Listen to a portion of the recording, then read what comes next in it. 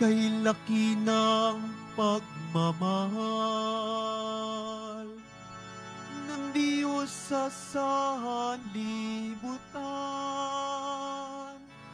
kaya't anak niya'y binigay. Alleluia,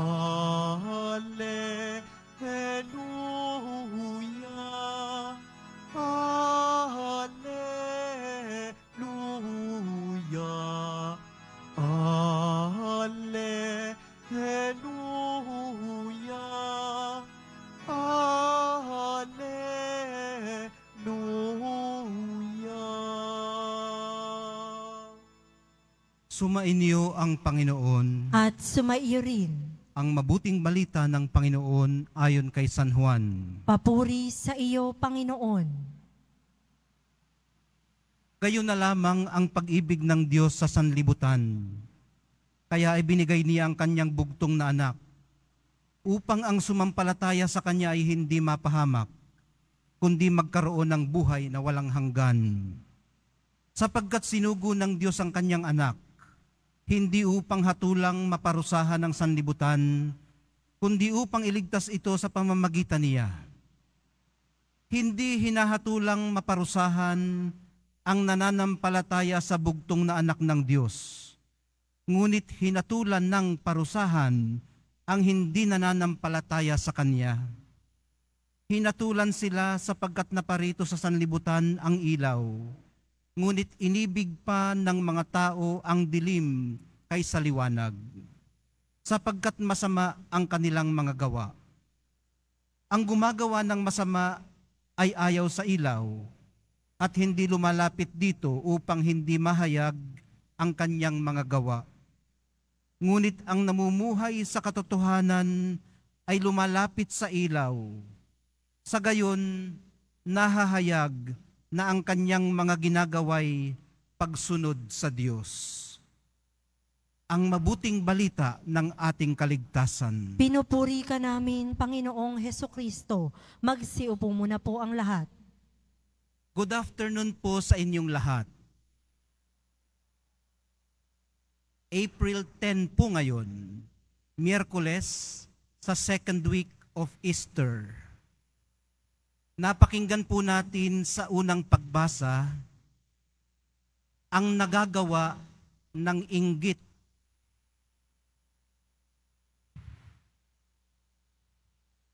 Bungad na bungad ng unang pagbasa kanina, Sabi niya, noong mga araw na iyon, inggit na inggit ang pinakapunong saserdote at mga kasamahan niya nakaanib ng sekta ng mga Saduseyo. At habang binabasa yung unang pagbasa, napakinggan natin kung ano ba ang kayang gawin ng mga taong naiinggit.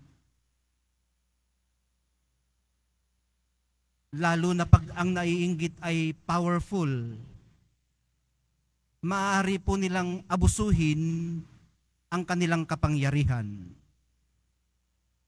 Ibinilanggo ang mga apostol, hindi dahil kriminal sila o lumabag sa batas,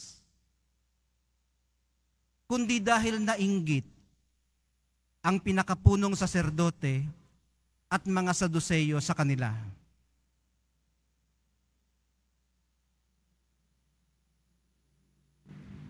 Iniisip ko ngayon yung Tagalog sa verb, pandiwa, pandiwang ginamit. Ang pandiwang ginamit, ibinilanggo sila. Ibig sabihin, sila mismo ang nagkulong sa kanila. Kasi pag sinabi mong ipinabilanggo, ibig sabihin, inihabla mo, nilitis, napatunayang nagkasala, ikinulong. Hindi ikaw ang nagkulong. Dito, sila yung nag-akusa. Sila din ang nagkulong. Dahil nahatulan na nila, wala pa mang vista, wala pa mang trial, o hindi na nila nabigyan ng due process of law, yung mga apostol na kanila pong ikinulong. Ang inggit po, mga kapatid, ay isang uri ng emosyon. Katulad ng galit, lungkot, at saya. Hindi naman ho sana masama ang inggit kung mananatili itong karanasan o kalagayan, experience o state. At pag iyong nababaran ang iyong inggit, ibig sabihin, pag nababaran mo at natambayan, naramdaman mong naiinggit ka, ay di, pag tinambayan mo yung iyong inggit, pag binabaran mo ang iyong pakiramdam, ibig sabihin, dinadama mo yung iyong inggit, pinakikinggan mo yung iyong nararamdaman.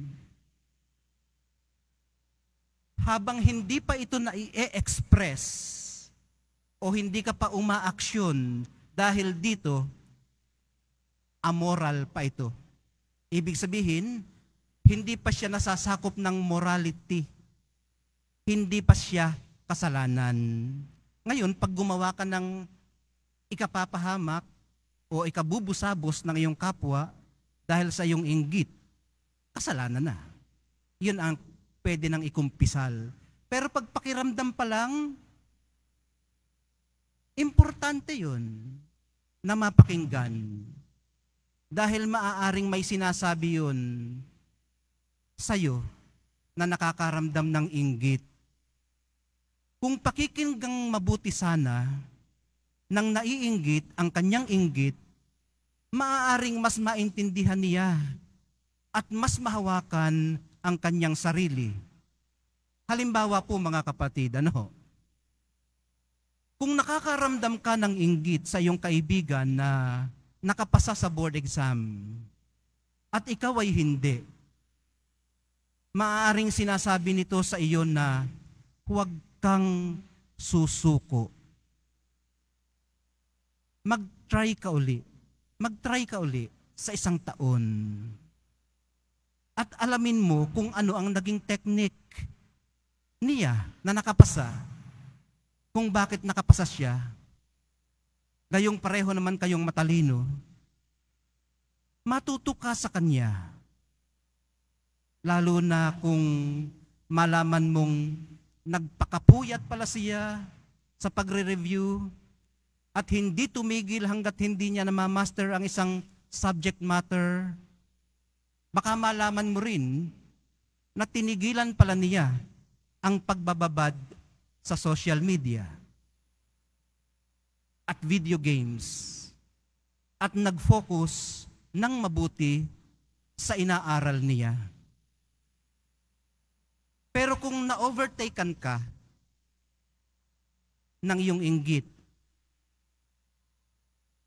ibig sabihin, mas mabilis yung iyong emosyon kaysa sa iyong rason, maaaring makagawa ka ng mga hakbang na pagsisisihan mo sa huli. Halimbawa ay ang mag-post ng anonymous content na nagsisiwalat na cheater din naman yan eh. Sa mga quizzes namin noon, nag-cheat yan. Nakapagtataka nga na nakapasa siya ngayon. Anonymous pa. Ito po yung emosyon na nai-express mo na at napagpasyahan, nasirain yung iyong kaibigan. Nai-express at napagdesisyonan ng hindi na pag-iisipan. Ito po yung tinatawag natin na na-overtake ka na ang iyong rason.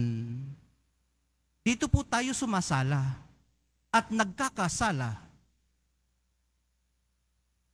Pero hindi naman porket malakas ang iyong emosyon, inggit man yan, galit, lungkot o saya, iisipin mo ng napakasama mong tao. Sa pagitan po kasi ng iyong pakiramdam at ng iyong gagawin, dala ng iyong pakiramdam, nananahan ang grasya ng Diyos. At ang ating kalayaang piliin ang tunay na mabuti. Pero dito rin po tayo kaiingat. Dahil dito rin tayo inaabangan ng evil one para hablutin at dukutan. Ang tunay na mabuti na tinutukoy po natin kanina ay ang pagdaranas at pagpapahayag ng emosyon sa akma at nararapat na paraan. Kaya po tayo nagkakaproblema ay pag hinayaan natin ang malakas nating emosyon na diktahan ang ating gagawin at pagpapasya. Alam naman ng Diyos, nakakailanganin nga natin ang tulong niya sa pang-araw-araw po nating pakikibaka sa sarili nating mga inggit at iba pang malalakas na emosyon, lalo na pag naaagaw na tayo ng evil one sa matinong mga pagpapahalaga. Tumawag lang tayo sa Kanya, gaya ng sinasabi ng Salmong Tugunan, dukhang sa Diyos tumatawag ay Kaniyang inililigtas.